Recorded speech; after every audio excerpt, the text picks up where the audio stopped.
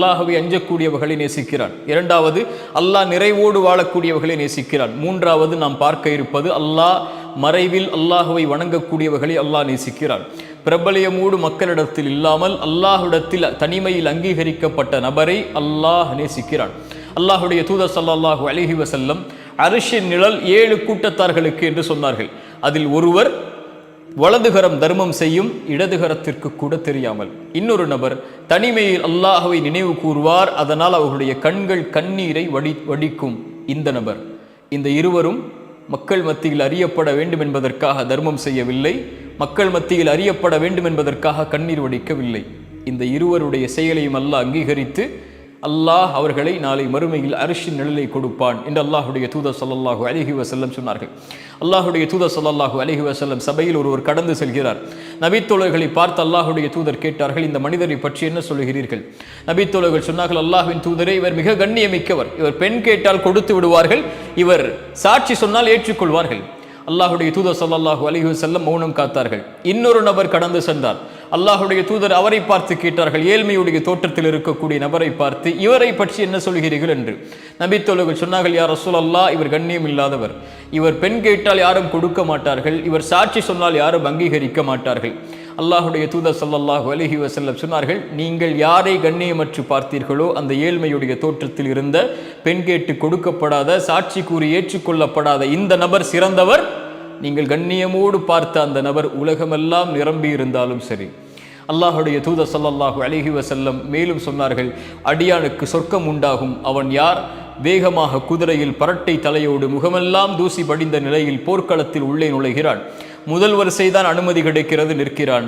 கடைசி வரிசைதான் அனுமதி கிடைக்கிறது, நிற்கிறான். சாட்சி சொல்லுகிறான், நிராகரிக்கப்படுகிறது. உதவி கேட்கிறான், மறுக்கப்படுகிறது. ஆனால் அந்த போர்க்களத்தில் நிற்கிறான். ஏன்? இவன் வந்தது அல்லாஹ்விற்காக, முதல் வரிசைக்காக அல்ல, கடைசி வரிசைக்காக அல்ல, அங்கீகாரத்திற்காக அல்ல, சாட்சி கூறி ஏற்றுக்கொள்ளப்பட வேண்டும், உதவி கேட்டு ஏற்றுக்கொள்ளப்பட வேண்டும் என்பதற்காக அல்ல. இவன் எது கிடைத்தாலும் எது கிடைக்கவில்லை என்றாலும், யார் போற்றினாலும் யார் போற்றவில்லை என்றாலும், யார் அவனுடைய சாட்சி அங்கீகரித்தாலும் யார் உதவி செய்தாலும், எந்த அங்கீகாரத்தை அவனுக்கு அந்த இடத்தில் கொடுத்தாலும் கொடுக்கவில்லை என்றாலும் நிற்பான். யாருக்காக? யாருக்காக? அல்லாஹ்விற்காக. இந்த அடியானுக்கு சொர்க்கம் உண்டாகும். இந்த நபிமொழிகள் எல்லாம் எதை சொல்லுகிறது?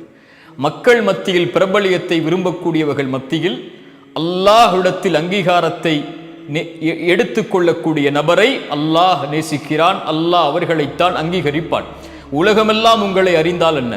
உலகமெல்லாம் உங்களை பின்தொடர்ந்தால் என்ன? உலகமெல்லாம் உங்களை போற்றி புகழ்ந்து உயர்ந்த தரத்தில் வைத்தால் என்ன? அல்லாஹ்விடத்திலே நீங்கள் யாரோ அதுதான் இந்த உலக வாழ்விலும் மறு உலக வாழ்விலும் முடிவு. இதை அறியாத பலர் மக்கள் மத்தியில் பிரபலியத்தை தேடி ஓடிக்கொண்டிருக்கிறார்கள். என்னை அவர் அறிந்து கொள்ள வேண்டும், என்னை இவர்கள் அறிந்து கொள்ள வேண்டும், என்னை இவர்களெல்லாம் பின்தொடர வேண்டும். சோசியல் மீடியாக்களுடைய இந்த களத்தில் என் வீடியோக்களை இத்தனை பேர் பார்க்க வேண்டும், இத்தனை பேர் லைக் செய்ய வேண்டும், இத்தனை பேர் ஷேர் செய்ய வேண்டும், இத்தனை பேர் கமெண்ட் செய்ய வேண்டும், இத்தனை பேர் என்னை ஃபாலோ செய்ய வேண்டும் என்று பிரபலியத்தை தேடி ஓடிக்கொண்டிருக்கக்கூடிய நபர்கள் மத்தியில் அல்லாஹுவை தனிமையில் மறைவில் வணங்கக்கூடிய அடியானை அல்லாஹ் நேசிக்கிறான். எது மேலானது? ரசூலுல்லாஹி ஸல்லல்லாஹு அலைஹி வஸல்லம் சபையில் உட்கார்ந்தால் அல்லாஹ்வுடைய தூதர் யார் என்று தெரியாது. நபித்தோழர்களுடைய வாழ்வு ஒட்டுமொத்தத்தையும் படித்து பாருங்கள். இரவில் ஒரு நபித்தோழர், ஒரு ஏழ்மையான நபித்தோழரை அழைத்து சென்று வீட்டில் உணவை கொடுத்தார். அந்த செய்தியை அறிவித்தது யார்? அவராக வந்தார். அல்லாஹ்வுடைய தூதர் ஸல்லல்லாஹு அலைஹி வஸல்லம் ஒருவரை சொர்க்கவாதி சொர்க்கவாதி சொர்க்கவாதி என்று அறிமுகப்படுத்தினார்கள். ஏன் அவரை சொர்க்கவாதி என்று சொன்னார்கள்? நபித்தோழர்களுக்கு முன்னால் அவர் அப்படி வாழ்ந்து காட்டினாரா? மறைவில் அவர் உள்ளத்தில் ஒரு செயலை நினைத்தார், யாருக்கும் என் உள்ளத்தில் கெடுதல் இல்லை, யாரை பற்றிய தவறான எண்ணமும் இல்லை என்ற செயலை உள்ளத்தில் வைத்திருந்தார். அல்லாஹ் அங்கீகரித்தான், நபிக்கு அறிவித்தான். குர்ஆனுடைய ஹதீஸுடைய செய்திகளை எடுத்து பாருங்கள். அல்லாஹ் ஒரு நாய்க்கு தண்ணீர் கொடுத்த நபரை ஹதீஸில் வைத்திருக்கிறான். ஒரு முள்ளை அகற்றிய நபரை அல்லாஹ் ஹதீஸில் வைத்திருக்கிறான். அல்லாஹ் ஒரு மரத்தை பாதைக்கு இடையூறு தருவதற்காக வைத்திருந்த மரத்தை வெட்டி வீசியவரை அல்லாஹ் ஹதீஸில் வைத்திருக்கிறான். 3 பேர் குகையில் மாட்டினார்கள். யா அல்லாஹ், இந்த செயலை அங்கீகரித்தால் எனக்கு உதவி செய். ஒருவர் சொன்னார், என் பெற்றோர்கள் சாப்பிடாமல் நான் சாப்பிட மாட்டேன். ஹதீஸில் இருக்கிறார் அவர். ஒருவர் சொன்னார், ஒரு பெண்ணை நான் நெருங்கினேன், நெருங்கும் போது அவர் அல்லாஹ்வை அஞ்சிக்கொள் என்றார், விலகிவிட்டேன். ஒருவர் எனக்கு கூலியாக கொடுத்து ஒருவருக்கு நான் கூலி கொடுத்தேன், அவர் வாங்காமல் சென்றார். அந்த கூலியை பாதுகாத்து ஆட்டு மந்தைகளை வளர்த்தேன். அதை அவர் வந்ததற்கு பிறகு அதை அவருடைய கரத்தில் கொடுத்தேன் என்று யா அல்லாஹ் நீ அங்கீகரித்தால் இந்த உதவியை செய்கின்றார்கள். இந்த 3 பேரும் 3 அல்லாவிற்காக செய்த காரியங்களை கூறி இந்த 3 பேரும் இந்த ஹதீஸில் ஏன் இவர்கள் மக்களுடைய அங்கீகாரத்தோடு இந்த செயலை செய்ய வேண்டும் என்று ஆசைப்படவில்லை. இவர்கள் எதிர்பார்த்ததெல்லாம் அல்லாஹ்வின் அங்கீகாரத்தை மட்டுமே. மக்களுடைய பார்வைக்காக செயலை செய்தால் ரசூலுல்லாஹி ஸல்லல்லாஹு அலைஹி வஸல்லம் சொன்னார்கள், ஷிர்க் இணை வைப்புடைய மறை இணை வைப்பு. ஒருவன் தொழுகையை தொழுவான், மக்கள் அந்த தொழுகையை தொழுவான் மக்களுக்கு அருகில் அதை அலங்கரித்து, மக்களுடைய பார்வைக்காக அதை அலங்கரித்து இவன் இணை வைப்புடைய மறைவை செய்கிறான் என்று அல்லாஹ்வுடைய தூதர் சொன்னார்கள். அல்லாஹ்வுடைய தூதர் சொன்னார்கள், நாளை மறுமையில் முதலாவது விசாரிக்கப்படக்கூடியவர்கள் இந்த 3 பேர். யார் அவர்கள்? முதலாம் அவர் ஷஹீத், அல்லாஹ்வுடைய பாதையில் மரணித்தவர். இரண்டாவது ஒருவர் காரி, குர்ஆனை அழகாக ஓதக்கூடியவர். மூன்றாவது ஆலிம், மார்க்கத்தை கற்று பேசக்கூடிய மனிதர். இந்த துறையிலும் இன்று பிரபலியம் தேவைப்படுகிறது. அல்லாஹ் அழைப்பான், ஷஹீத் ஏன் செய்தாய்? அவர் சொல்வார், யா அல்லாஹ் உன்னுடைய பாதையில் இறக்க வேண்டும் என்பதற்காக செய்தேன். அல்லாஹ் சொல்லுவான், மக்கள் உன்னை புகழ்ந்தார்கள், மக்கள் உன்னை ஷஹீத் என்று சொன்னார்கள், அதெல்லாம் சரி, நீ செய்தது அதற்காகவா? உன் உள்ளத்தை அறிந்தவன் நான். நீ பொய் சொல்லுகிறாய். உன்னை மக்கள் ஷஹீத் என்று போற்ற வேண்டும் என்பதற்காகத்தான் செய்தேன். யாருக்காக செய்தாய்? அவர்களிடத்தில் சென்று கூலியை வாங்கிக் கொள். காரி, குர்ஆனை ஓதினாய், எதற்காக ஓதினாய்? அவர் சொல்வார், யா அல்லாஹ் உனக்காகத்தான். பொய் சொல்லுகிறாய் அடியானே, மக்கள் உன்னை குர்ஆனை அழகாக ஓதக்கூடியவர் என்பதற்காகத்தானே குர்ஆனை அழகாக ஓதினாய், போய் பெற்றுக்கொள் நன்மை அவர்களிடத்தில். ஆலிம், மார்க்கத்தை கற்று பேசக்கூடியவர் அழைப்பார், அல்லாஹ் எதற்காக செய்தாய்? யா அல்லாஹ் உனக்காகத்தான் செய்தேன். அல்லாஹ் சொல்லுவான், இல்லை அடியானே, பொய் சொல்லுகிறாய், பொய் சொல்லுகிறாய். அல்லாஹ் பாதுகாப்பானாக. பொய் சொல்லுகிறாய். எதற்காக செய்தாய்? மக்கள் உன்னை அறிஞர் என்று போற்ற வேண்டும் என்பதற்காகத்தானே. போய் பெற்றுக்கொள். நீங்கள் பெற்றுக்கொள்ளலாம்.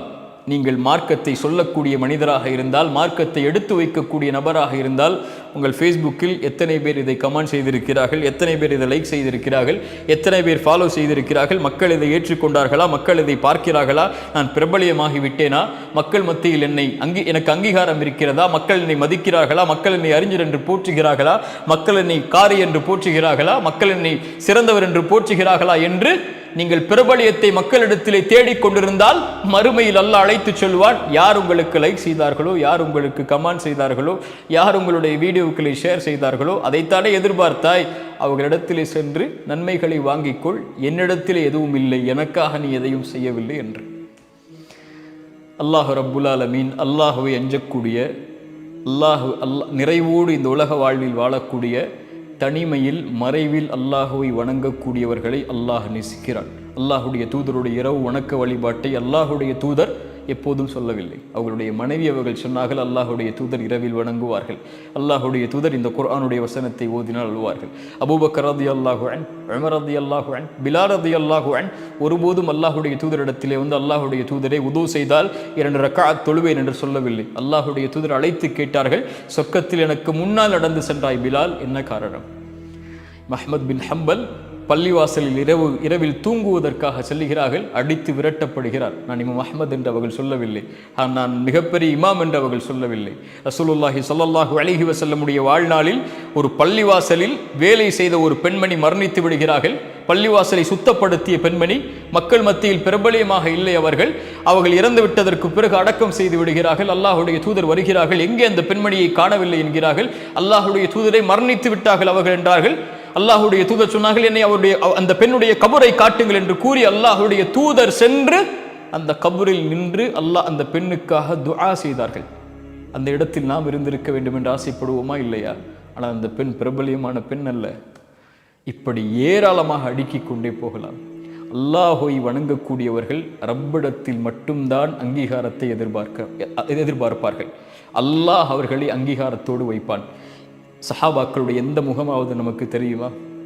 இமாம்களுடைய எந்த முகமாவது நமக்கு தெரியுமா?